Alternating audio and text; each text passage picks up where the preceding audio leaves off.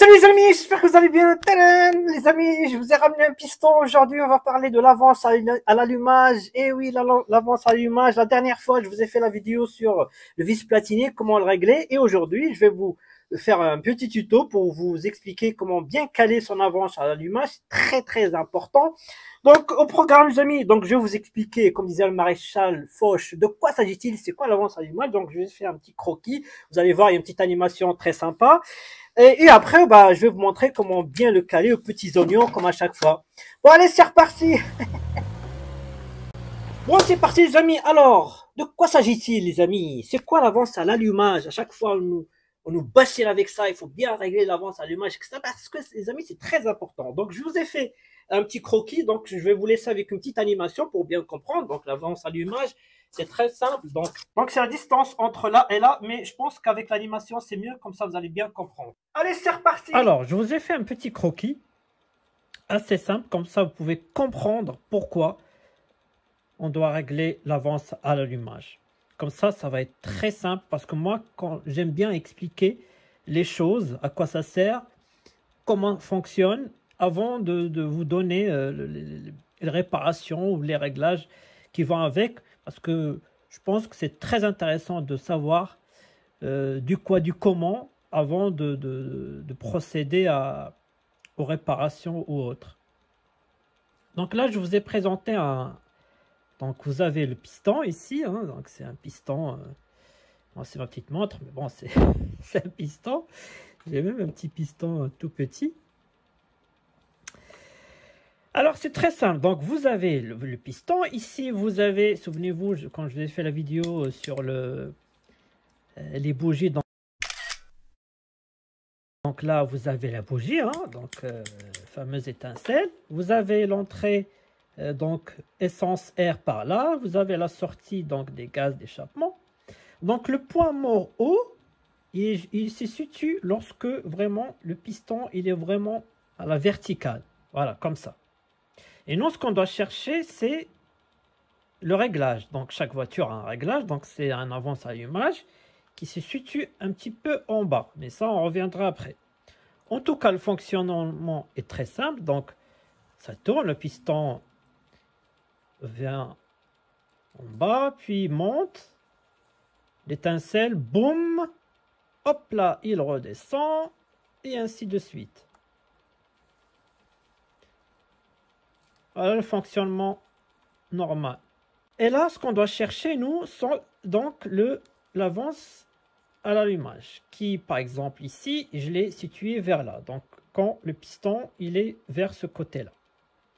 C'est à partir de ce moment-là, où on envoie l'étincelle, ça va monter, ça va faire boum, et là, boum, ça va descendre. Et là, vous allez me dire, mais... pourquoi on ne met pas l'explosion ici et on fait le boom là directement au lieu de se faire chier à régler l'avance à l'allumage, etc., les degrés, les machins? Eh bien, je vais vous expliquer, c'est très très simple. Il faut savoir une chose, c'est qu'on appelle le moteur à explosion. Depuis qu'il a été inventé, on appelle toujours le moteur à explosion. Pourquoi? Parce que c'est comme ça, c'est la mécanique.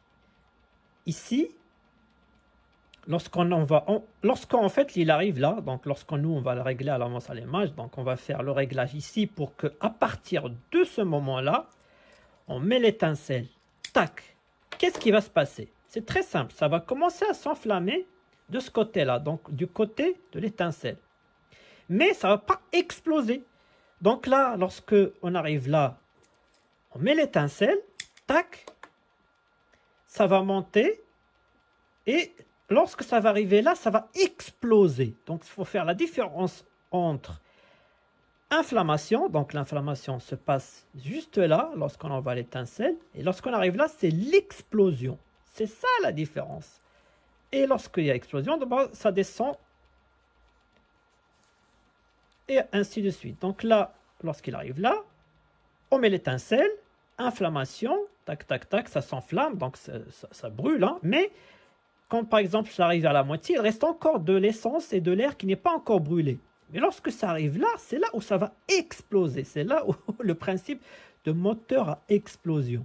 Donc je récapitule, donc le piston il descend, et lorsqu'il monte, tac, tac, tac, tac, tac, tac, tac, il arrive à ma fameuse avance à allumage, j'envoie le courant passe par la bougie, tac, on commence à brûler, on appelle ça le front de flamme, donc l'inflammation va commencer du haut, va descendre, et en même temps lui va monter, et lorsqu'il va arriver là, boum, explosion, il va descendre avec une grande force, et ainsi de suite. On remonte, tac, on met la petite étincelle, tac, on commence à brûler du haut, le front de flamme va commencer à descendre, lui va commencer à monter, et boum, et ça descend.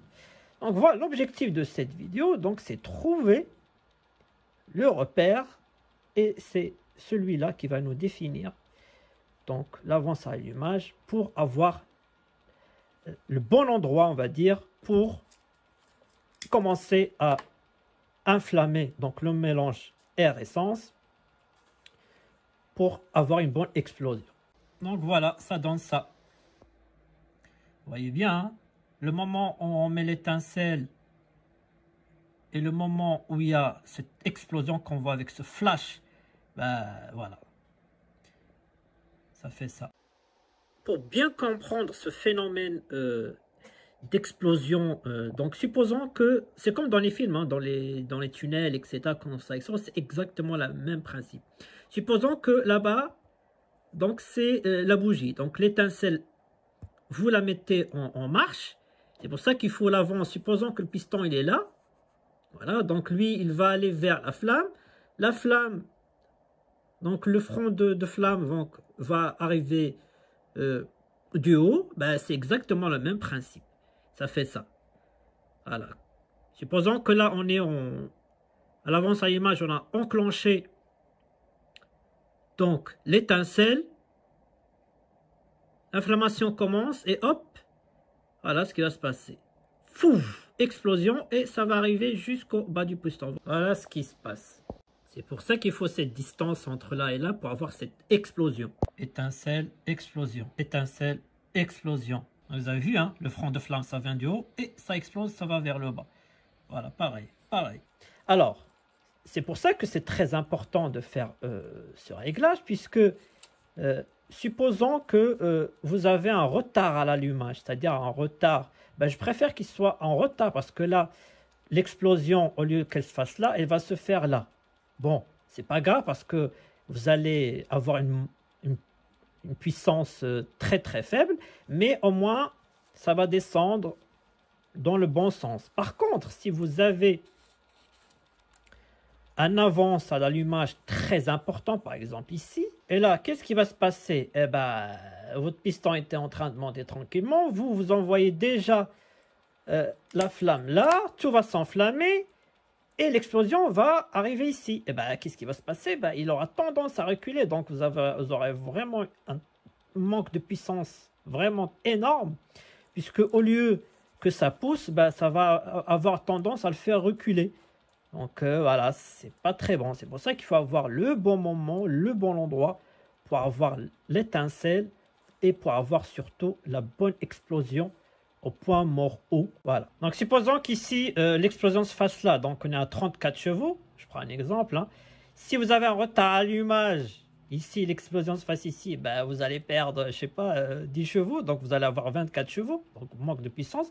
Par contre, si vous avez une avance à allumage, donc l'explosion se fasse là, ben, vous allez avoir 10 chevaux.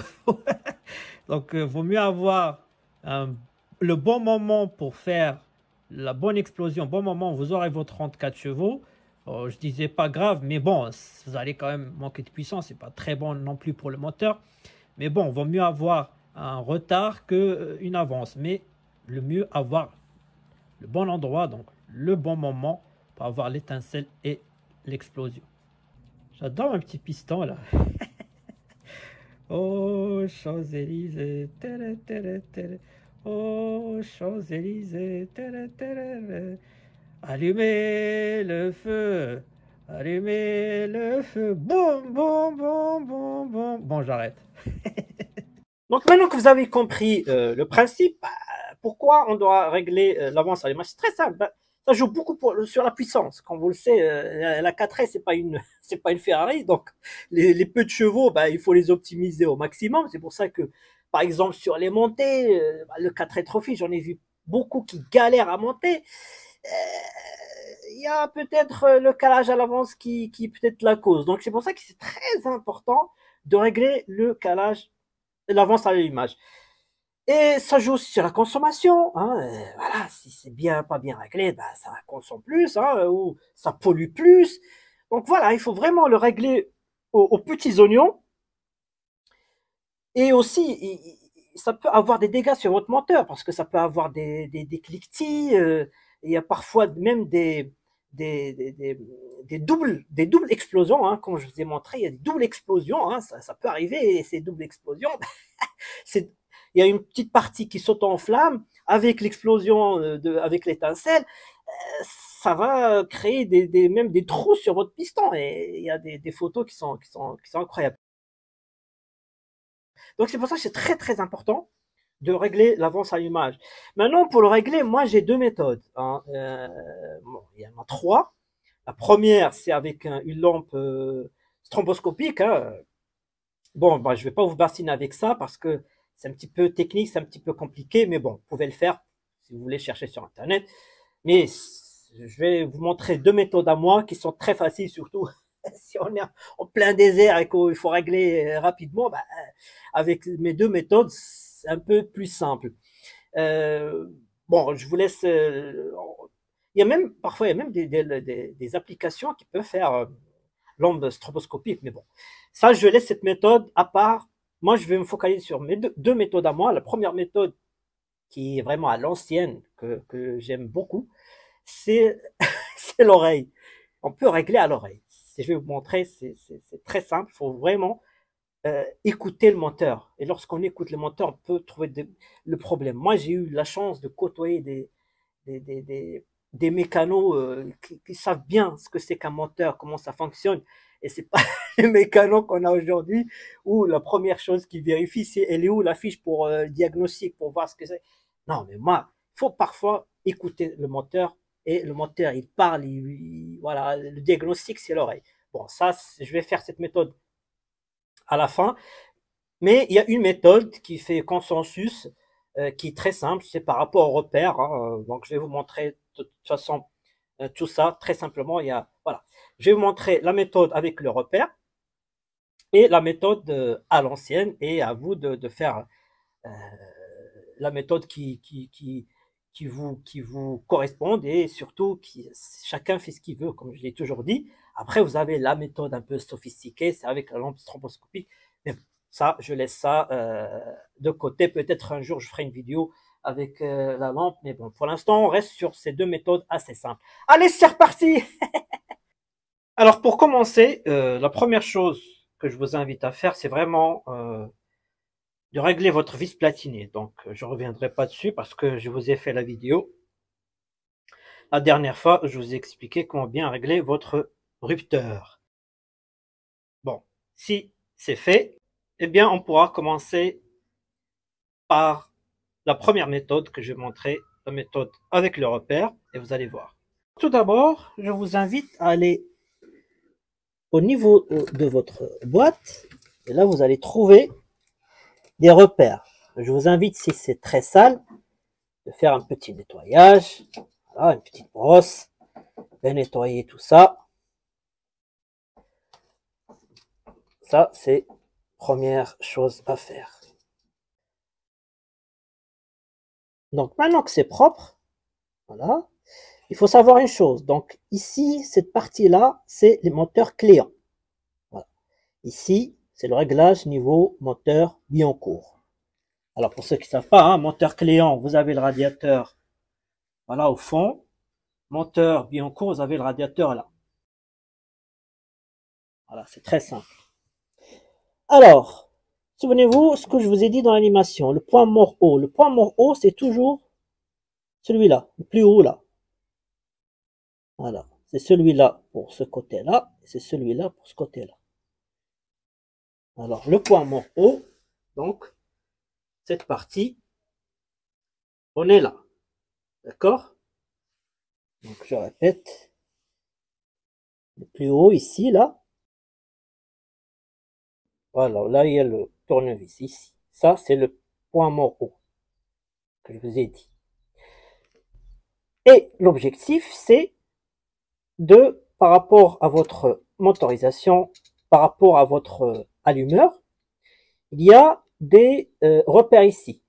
Chaque repère représente 1 degré. Donc ici 1, 2, 3, 4. D'accord?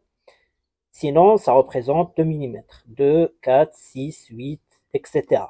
Donc là, ce qu'on va chercher, nous, je vous ai dit, donc on va chercher là. D'accord? Donc pour ce faire, il faut aller voir votre allumeur, je vais vous montrer, et vous décaler, je vais vous montrer de toute façon après, par rapport à un de ces repères. Alors pour schématiser, l'exercice va consister à prendre le repère qu'on voit ici en bleu. C'est un repère qui se trouve sur le volant moteur, c'est un trait de scie, hein, qu'on va faire tourner. Je vais vous montrer comment on fait. Et on doit l'aligner face au repère qui correspond à votre motorisation. Et je vais vous montrer comment on trouve ce chiffre. Alors pour savoir quel degré vous êtes, eh ben, vous allez sur votre allumeur, derrière il y a une référence. Vous relevez cette référence et je vais vous montrer un tableau. Et par rapport à ce tableau, vous allez trouver quel repère vous allez être. Alors je vous ai trouvé un tableau qui résume un peu tous les repères. Donc moi je suis, comme je vous ai dit, je suis là, donc à 4 degrés. Donc là normalement, tout ce qui est client, c'est à partir de là. Donc ça va jouer. Donc là par exemple la TL, moi j'ai une TL, donc c'est 4 degrés. Ici on est sur du 1100, on a 3 degrés, donc la GTL. La majorité, voilà, ça va se tourner entre là. Après voilà, si vous avez cette référence, c'est 10 degrés, etc., etc. Là on est sur du Billancourt. Donc là toutes ces références, c'est des petites motorisations, tout ce qui est Billancourt. Mais attention, comme je vous ai dit, à la lecture du repère. Alors, dans mon tableau, moi, je dois être repère numéro 4.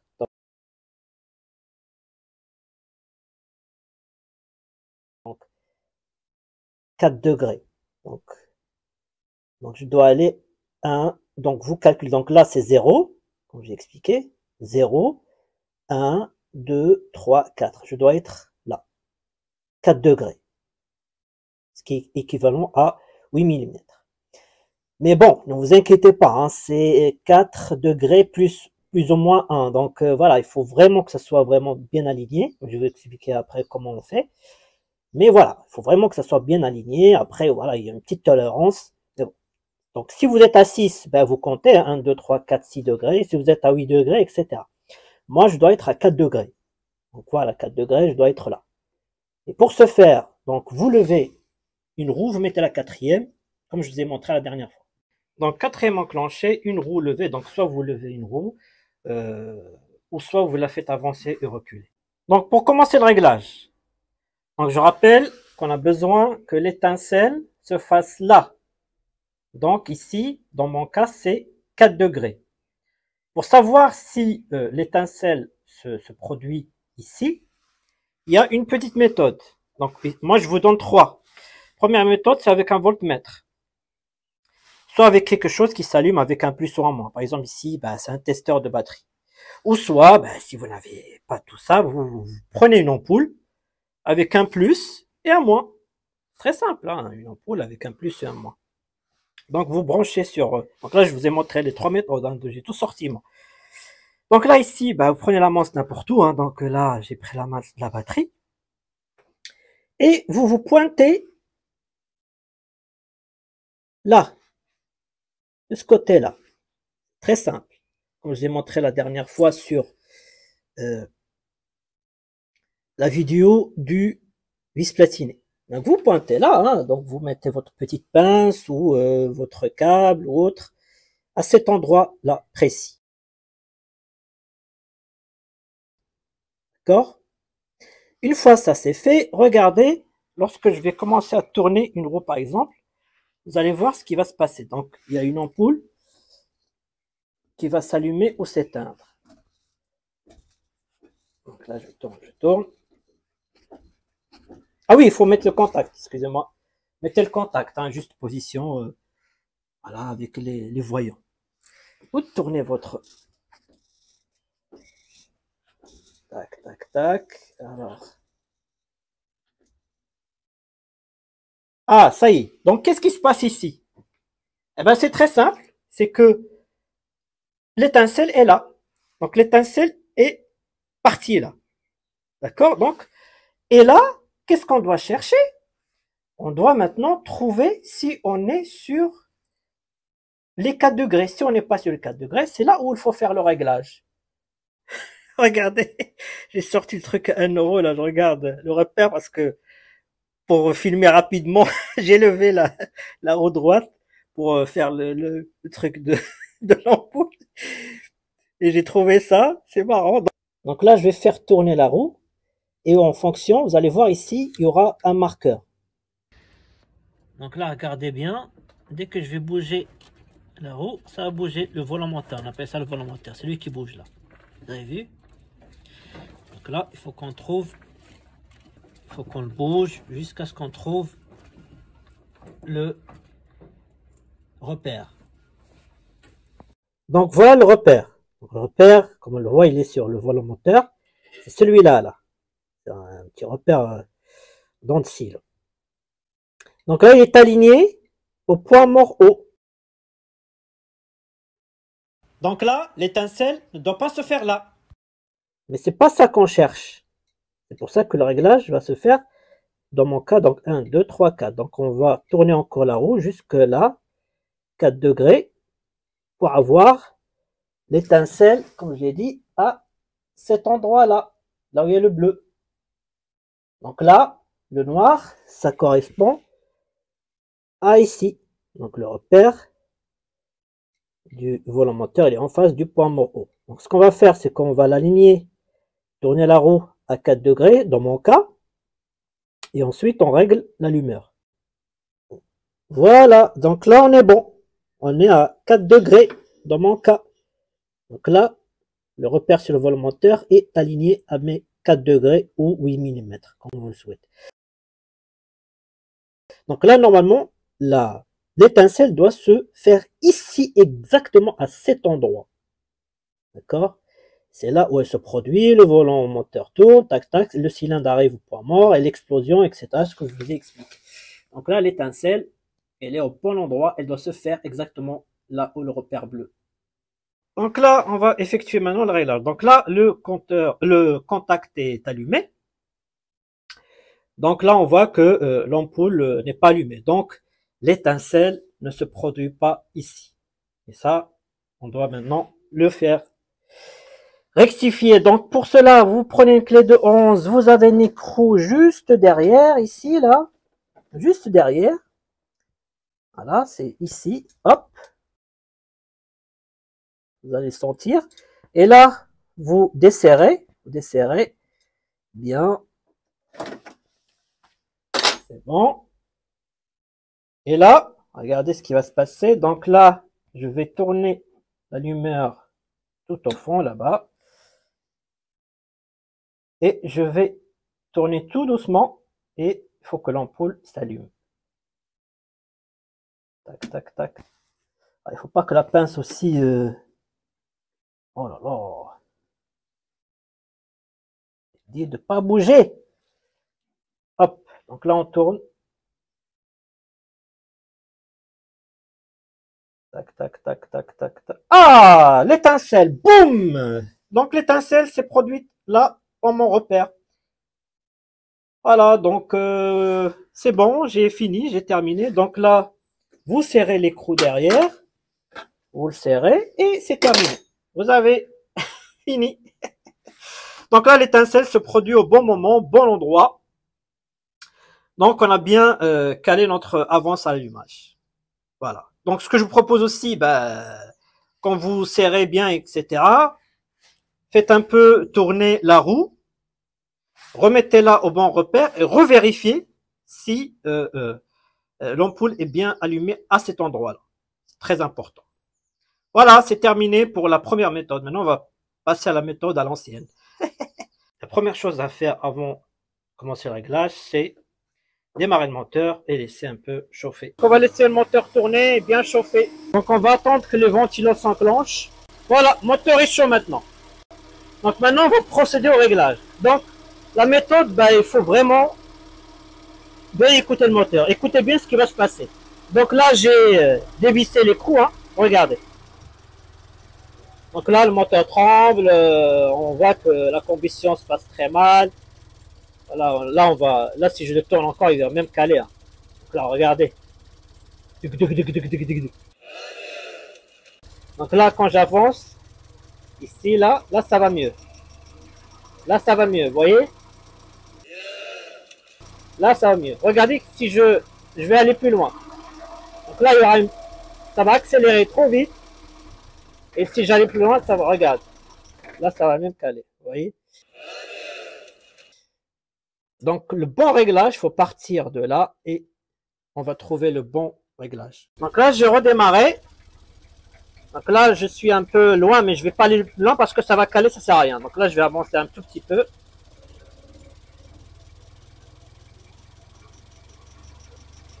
Là, ça m'a l'air bon. Là, un petit bon ralenti bien stable, plat de cliquetis, rien. Ça m'a l'air bon. Mais c'est pas encore fini. Donc là, ce que je vais faire, c'est que je vais jouer à la fois sur l'accélérateur et à la fois mon autre main sur l'allumeur. J'espère qu'on entend mieux parce qu'avec le volume moteur, normalement ça doit être bon. Alors l'objectif, c'est l'accélération, elle doit être franche. C'est-à-dire, voilà, il faut que ça accélère bien. Il ne faut pas qu'il y ait de trous, il ne faut pas qu'il y ait de cliquetis, etc. Donc là, je vais faire un premier test.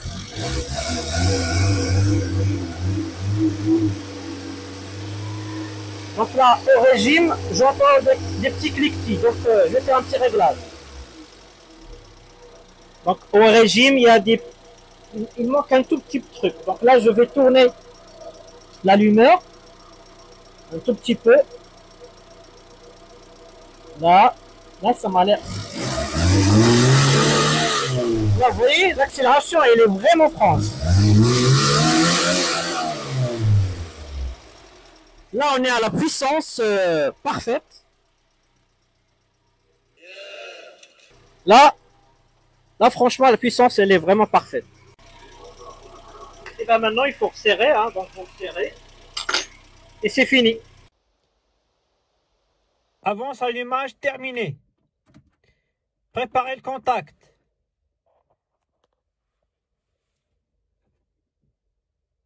Armez le toboggan. Préparez au lancement. Préparez le réservoir. Attention au lancement. 3, 2, 1. Lancez. Bon c'est terminé. Donc, très honnêtement, malgré que je fais le réglage avec le repère sur le volant moteur, je suis obligé de passer derrière avec l'oreille. Parce que, pour moi, enfin, franchement, ma meilleure méthode, c'est celle à l'ancien, c'est-à-dire à l'écoute, à l'oreille. C'est la meilleure méthode.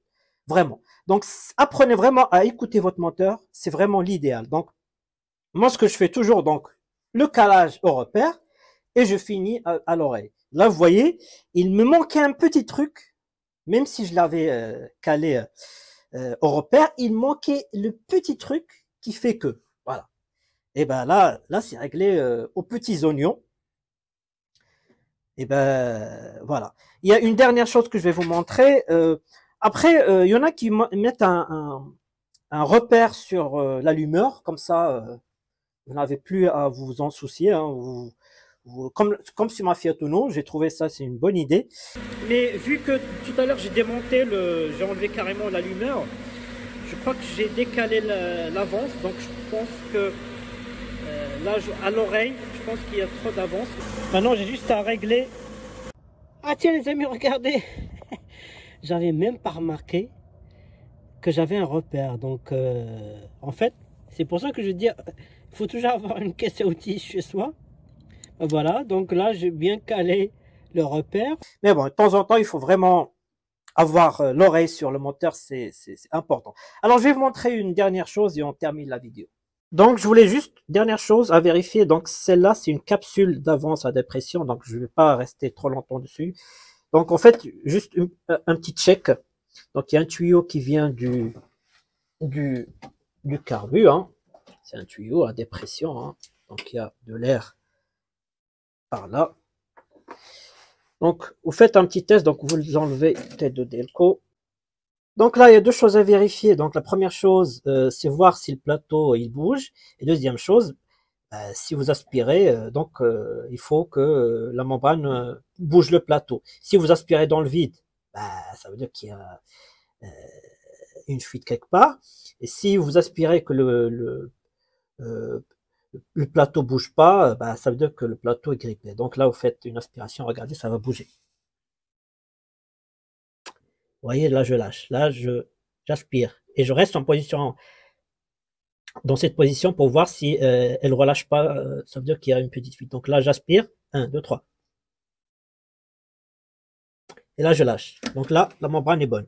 Donc très rapidement, hein, sans rester trop longtemps, à quoi elle sert cette capsule d'avance allumage? Tout simplement à faire une correction à l'avance uniquement lorsque vous commencez à accélérer, donc lorsque le papillon commence à s'ouvrir, il y a une petite correction à faire, c'est tout. Elle ne réagit ni au ralenti ni à pleine charge. Voilà. Donc uniquement à l'accélération. Dès que le petit papillon commence à s'ouvrir, alors au lieu que l'étincelle se fasse là, elle se fera peut-être ici. Voilà son rôle très simple, je ne vais pas m'attarder dessus. Le plus important, c'est que vous avez fait l'avance à l'allumage basique, c'est le plus important. Bon les amis, j'espère que cette vidéo vous a plu. N'hésitez pas si vous avez des questions, avec plaisir. Et moi, je vais aller me balader pour voir si tout ça est aux petits oignons, mais je ne m'inquiète pas. Bon, Super Wolfie, t'es prêt pour la balade? Allez, c'est reparti. Bon les amis, je vous dis à très bientôt pour de nouvelles vidéos, de nouvelles aventures. Allez, salut. Bon, Super Wolfie, t'es prêt pour la balade? Hey. Petit canard, tu veux te balader avec nous? Oui? Ok, on arrive, on fait le tour. Hein. Ok?